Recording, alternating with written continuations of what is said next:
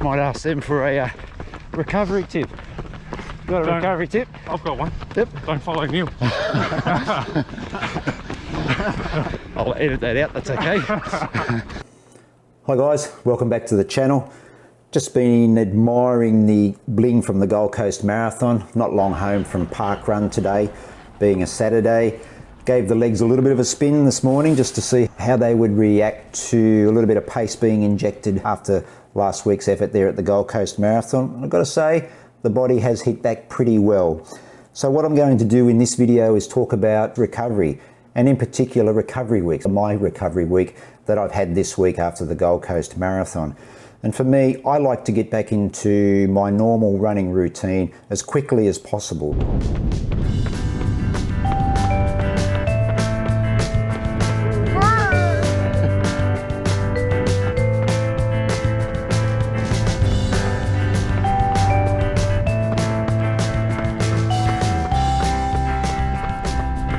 Missed the start.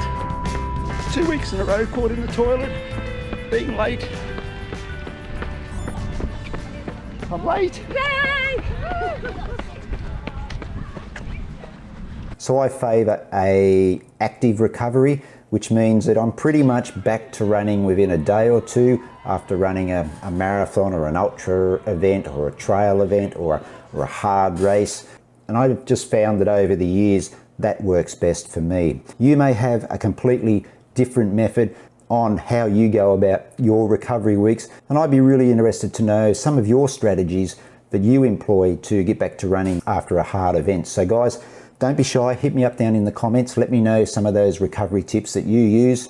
I'm sure there would be other viewers here on the channel that would be really interested to know not only my tips for recovery, but obviously how you go about recovery as well. And like I said, active recovery works best for me.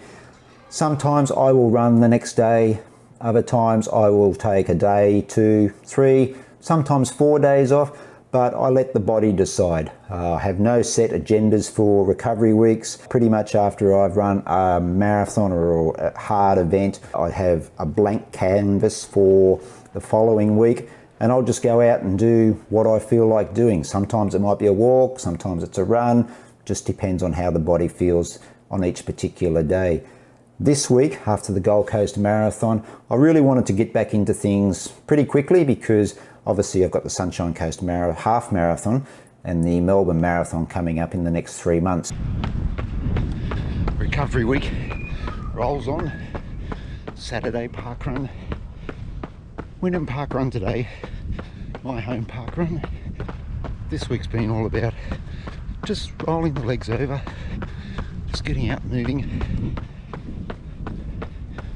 Rest day Monday after the marathon. Tuesday was very gentle, half hour, 6k. Wednesday 8k. Thursday 10k. Yesterday Friday just under 9k. So low mileage, just keeping the legs moving, but the body feels pretty good. The legs are getting there. They're not too bad, probably about 8 out of 10 I'd say. And it is chilly this morning, but another stunning sunrise. I feel really good. Haven't got any sort of side effects from the marathon at all. A little bit of soreness in the legs to be expected, and the legs have felt a little bit doughy earlier in the week, but they have improved with each run, and even today at parkrun where I did do those couple of Ks towards the end of the parkrun a little bit quicker, the legs didn't have any objection to that quicker pace.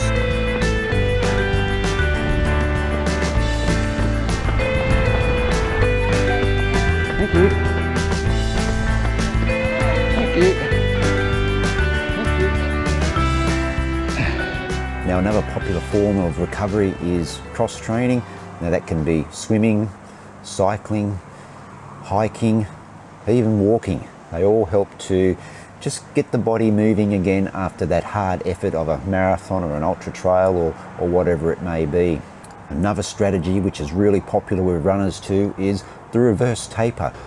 Exactly what the name suggests, guys. You just flip the taper that you use leading into your event to allow you to get back to your normal running routine. Well, we all know who's setting the pace now. Sean.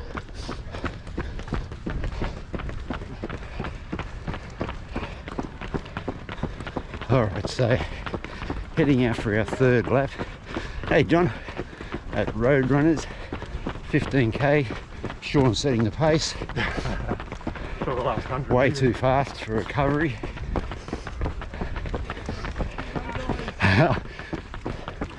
Legend Royce there, volunteering. Matt here as well. These two guys did the marathon last week as well. Might ask them for a recovery tip. Got a recovery tip? I've got one. Yep. Don't follow Neil. I'll edit that out, that's okay. What about Matt here? I think if you ran the marathon, my recovery tip, and I always give it to people, especially first time marathoners, go walk stairs. It's nice easy walking up and down stairs, but if you can't do that, nothing else, just keep moving. It's really important to keep the body moving. That's my tip. Excellent tip. Sean must have a tip. Hey, I'd say following week, look after your body, eat well, clean your fluids, don't rush back into anything, don't go too fast. Says he who's been setting the pace all morning. There you go, a couple extra tips for recovery. So we're going to tick off these last few Ks. 15k this morning. And has anyone warmed up yet? Nope. Yeah. Single digits for the temperature this morning. It's been pretty cool. Alright, back from Brisbane Roadrunners this morning. 15k with Matt and Sean. A lot of fun this morning. We always joke around who's setting the pace. It was meant to be around those 5-minute 15 per kilometres this morning, and pace just kept creeping a little bit faster and faster. But we tried to keep it as nice and easy as possible as we're all still recovering from the Gold Coast Marathon last week. Huge thank you to Matt and Sean as well for providing those couple of recovery tips. Good tips there to take on board. And also, my #1 recovery tip is pretty simple. Just listen to your body. Let your body determine what you can do during the recovery phase that allows you to get back to your normal running routine. As I said, 15 kilometres there at the Brisbane Roadrunners this morning, and also picked up my medal from the 10 kilometre championships there a few weeks ago. Silver medal, so that was pretty cool. And the 15 kilometres brought me up to the weekly mileage of 64 kilometres in this recovery week. So that's around about 50% of my normal running. I'm really happy with that. And as I said, after the park run, the body feels really good. And the legs felt pretty normal this morning. So it's full steam ahead now into the new training block for the Melbourne Marathon. And finally, before I go, guys, a shout out to Darren, who commented on my last video. Darren, you get the best comment from the last video.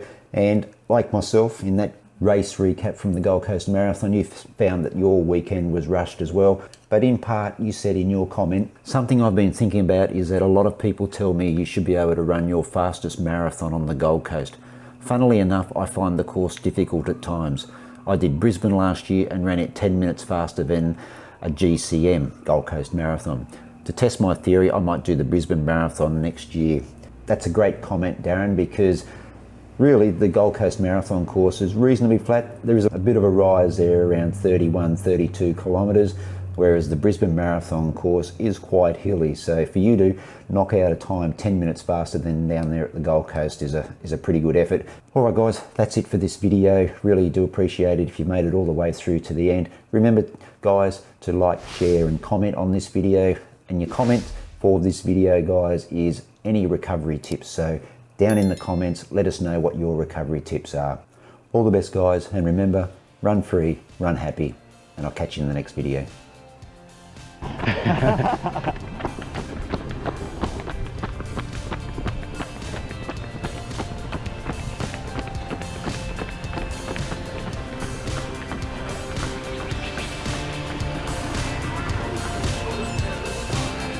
What was that?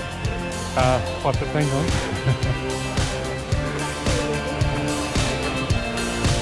think.